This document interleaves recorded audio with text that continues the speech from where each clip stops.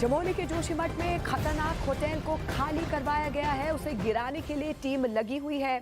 जिला अधिकारियों ने कहा कि जिन इलाकों में इमारतें गिराई जानी है वहां पर आसपास का इलाका जो है वो खाली करवाया जा रहा है। मौके पर एसडीआरएफ और पुलिस की टीम मौजूद है।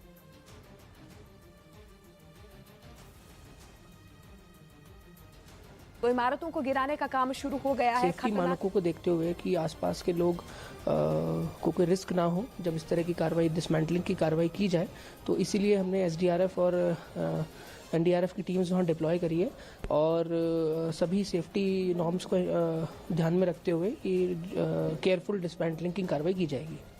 इधर दिल्ली पुलिस ने 26 जनवरी से पहले जहांगीरपुरी इलाके से 2 संदिग्धों को हिरासत में ले लिया। बताया गया कि वो दोनों दिल्ली में किसी बड़े हमले की फिराक में थे, जिनमें एक आरोपी का कनेक्शन कनाडा में बैठे खालिस्तान। पीएमईजीपी योजना के तहत 10 लाख लोन लेकर क्या अपना खुद का बिजनेस शुरू करना चाहते हो? इसे लेने के सीक्रेट्स को जानना चाहते हो? तो फ्रीडम ऐप को अभी डाउनलोड कीजिए। पाकिस्तानी आतंकी अर्शदीप डल्ला से बताया गया, जिसे 3 दिन पहले ही गृह मंत्रालय ने डेजिग्नेटेड टेररिस्ट घोषित किया था।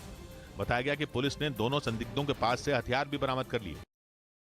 भुखमरी की कगार पर खड़े पाकिस्तान में अब आटे की तस्करी ने वहां के लोगों की परेशानी बढ़ा दी। बढ़ती महंगाई की वजह से वहां पिछले कई दिनों से लोग एक बोरी आटे के लिए भी इधर उधर भटक रहे हैं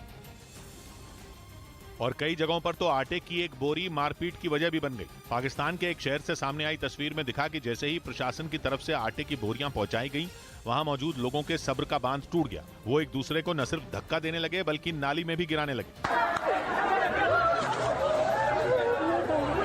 इसी वजह से कई शहरों में आटे की बोरियों को लोगों से बचाने के लिए सुरक्षा कर्मियों को तैनात करना पड़ा। हालांकि कई दिनों से भूखे लोगों को बंदूकधारी सुरक्षा कर्मियों का जरा भी डर नहीं लगा। वो उनसे बोरियां छीनने के लिए धक्का मुक्की करने लगे, जिसके बाद सुरक्षा कर्मियों ने उन पर लाठियां बरसा दी। लेकिन लाठी खाकर भी लोग टस से मस नहीं हुए, क्योंकि पाकिस्तान के ज्यादातर लोग गरीबी की वजह से बाजार से आटे की बोरियां नहीं खरीद सकते, जबकि सब्सिडी पर मिलने वाला आटा आसानी से नहीं मिल रहा। और इसी बीच पाकिस्तान के एक इलाके से ऐसी तस्वीरें सामने आई जिसने आग में घी डालने का काम कर दिया। इन तस्वीरों में दिखा कि आटे की हजारों बोरियों को अलग अलग गाड़ियों से अफगानिस्तान भेजा जा रहा है। आरोप है कि आटे की बोरियों की पहले अफगानिस्तान में तस्करी हो रही है और फिर उसी आटे को पाकिस्तान में लाकर महंगे दामों पर बेचा जा रहा है। और ये सब इसलिए हो रहा है क्योंकि पाकिस्तान के कई शहरों में इन दिनों 1 किलो आटे की कीमत 150 पाकिस्तानी रुपए पार कर गई है।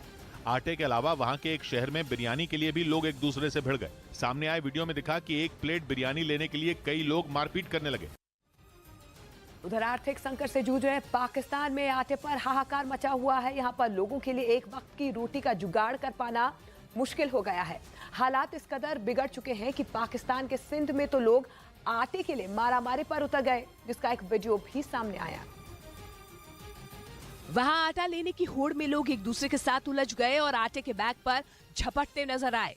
इस दौरान हुई धक्का मुक्की से कुछ लोग सड़क पर गिर गए तो कुछ आटे के बैग पर ही बैठ गए ताकि कोई उनसे उसे छीन ना ले।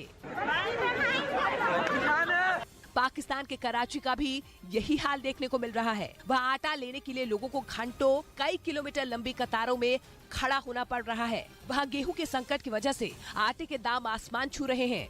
ऐसे में सब्सिडी वाले आटे के लिए लोगों की भीड़ सरकारी केंद्रों पर टूट रही है। हालात वहाँ इस कदर बिगड़े हैं कि आए दिन वहाँ पर आटे पर झड़प आम हो चुकी है।